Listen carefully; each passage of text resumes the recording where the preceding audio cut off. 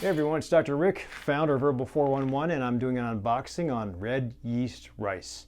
Nature's Plus red yeast rice is the second best, according to Consumer Labs, on red yeast rice. And for those of you who have elevated LDLs or triglycerides, that's your lipid profile, you might want to try using red yeast rice if you haven't been put on a statin yet.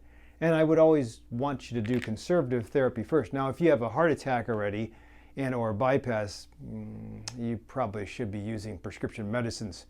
A lot of the data that we doctors use is based on using statins to reverse disease, or at least hold disease in its tracks. Sometimes when you don't have disease yet, say you haven't had a bypass or a stent put in, there can be some conservative changes that you can apply to your life as far as reversing the elevated numbers, LDL or triglycerides, or sometimes ApoB, if you get particle counts.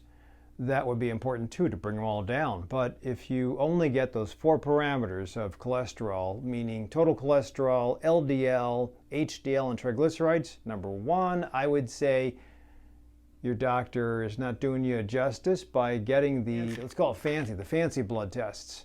Because I think there's more data you can get from the fancy blood tests. And it's considered scientific, but I think it gives you great parameters because the data, whether you use the MESA trial or the newer data points for Lp(a), apoprotein B, whether you do that or whether you are super high risk and your doctor's giving you medications based on the calculated 4 parameters, I still say that you should try lifestyle change first. And in fact, the guidelines that we follow as doctors always starts with lifestyle change first. The only problem is in your 50-minute visit that you might have with a cardiologist or a primary care doc, how much lifestyle can you give to somebody as far as changing and planning? That takes a lot of endurance, a lot of time, a lot of, well, let me figure out who you are, what you eat, what you do for exercise, what failed, and then let me build up from there. So that's my specialty, integrative medicine. And if you don't have an integrative medicine doctor on your team, please consider clicking the description in the comments section and maybe checking my website out. I have a new website and I'll put it down below. So bottom line is that the cholesterol HPF is the best, according to Consumer Labs, at actually having the lovastatin in it. If you check your nutrition labels, you'll always be able to see what the company has put into their capsules. But that doesn't mean that it's there. In fact, that's why Consumer Labs is around, is because some companies will say, yeah, we have everything in our capsules, and come to find that Consumer Labs found there's nothing in the capsule, or there's adulterants in the capsule. So I love what they do at Consumer Labs because they call some companies to the carpet as far as saying, hey, you guys didn't put this in your, it's on the label, but you didn't have it in the capsule with the batch that we tested. And I have seen some big companies counter what Consumer Labs said by going to Consumer Labs and asking for a retest. And then I remember one company, I don't want to tell you which one, was kind of just scrambling to say, no, that's not fair because we do this, this, and this, and it might not be that. And you know what? Just fix it. You should always be reading your nutrition panels, whether it's a food source or a vitamin source, to see exactly what dose of your supplement you should be taking. And I go by NIH studies to figure out what's the active ingredient, what kind of dose do you want of the active ingredient, and then you can go to the companies and figure out if they have that dose. So, but if you don't know and you just go with, I like this company because it's popular, I see it at the pharmacy, that's not good enough. And if you don't know how to read studies, ask your doctor to read the studies. A patient of mine, John, had always forced me to read studies back in the 90s. I appreciate it, John, but it made me become a better doctor. This is the nutrition label that you'll find on the back panel, and it says red yeast rice, 600 milligrams. And then it has other smaller ingredients. This would be the active ingredients and the smaller ingredients that are inactive. And I like some companies, especially if they have a telephone line to call to challenge them or check, how is this made? I don't see a 800 number here, but I see an address. So you should always try to get the information. I called one company and it wasn't even a real number. So anyway, if you have cholesterol issues or if you have a history in the family of heart disease, you should really consider red yeast rice if your cholesterols are elevated, meaning that if your LDL is higher than 70 and you have a history of diabetes or heart attack in the family before the age of 50, or if you are struggling with weight and blood pressure, which we all are, and or totally stressed out. So red yeast rice is I guess you can say that's where statins were first discovered, because red yeast rice, believe it or not, is a yeast product, and that's why it's considered a fungus. And it was found that it was very helpful for everyone when you gave it to that person as a food source, but cholesterol levels were found to be lower and heart disease less when people were indulging in red yeast rice, one of the ingredients. So some smart person decided that they wanted to take the herb and then extract all the active ingredients from the herb and then put it into a pill. That's the only way you can patent a pill. You can't patent a fruit, you can't patent a yeast, you can't patent a vegetable, but if you take an active ingredient out and declare that this active ingredient will give you the same effect as this whole food, then you can patent it and sell it for a ton of money, which is what we do in the United States. Have a ton of different statins, and the protocols, which are established by the American College of Cardiology and the American Heart Association, are that people who have heart disease risk really should lock down that LDL cholesterol to, I believe it's 40 now, which is ungodly. I can get patients to lower cholesterol with exercise and nutrition changes and supplement fixing or deficiency fixing. And I can get some of the best down to with that, in addition to, say, a mostly plant-based or an all plant-based diet. You can get cholesterols down to the 70s. Mine was 70 when I went plant-based, or was that carnivore? I don't remember. But to get it down to 40, impossible without statin. And that's just when you have the disease process. So my suggestion is you read the AHA-ACC guidelines for heart disease and cholesterol or lipid control. But this is the next best thing because of the fact that Consumer Labs approved cholesterol HPF, but you can't find it. So if you look at, I'll see if I can put a snapshot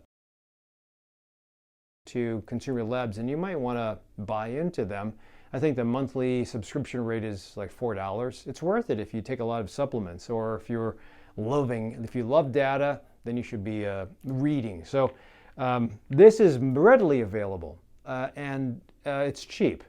So I would suggest, let me just break it open, I would suggest you consider this as an alternative to cholesterol HPF, and let me explain why. The problem was, oh, it's a tablet, it's not a capsule. That's interesting. I don't like tablets myself, but it's okay. 2 tablets of this stuff is equal to 600 milligrams of red yeast rice. And here is the tablet size, pretty small, easy to get down, it's not chewable. But if you do 600 milligrams twice a day, that's what I think is the full dose equivalent to bring down or make an effective change in your LDL and triglycerides, and total cholesterol as well, without screwing up your HDL. That's the good cholesterol. LDL is sometimes labeled bad cholesterol, HDL good cholesterol. Triglycerides are not usually messed around with, but in my opinion, elevated triglycerides and a low HDL are also, that ratio should be 1, but that also is a big marker of inflammation, in addition to diabetes, elevated glucose, insulin levels, stress. So all these things get you into the casket faster, or get you disabled faster into a stent or bypass. And the idea is to effectively change your lifestyle before then.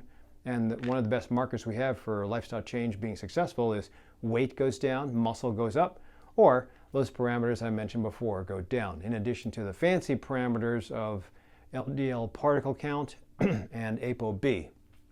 So the suggestion is that if you can take this on a regular basis twice a day, it should lower cholesterol, LDL, triglycerides, maybe raise your HDL, but you should always be adding some form of exercise. The one reason that you should be choosy with your red yeast rice is because Consumer Labs found that some red yeast rice products that they tested had the named amount of lovastatin.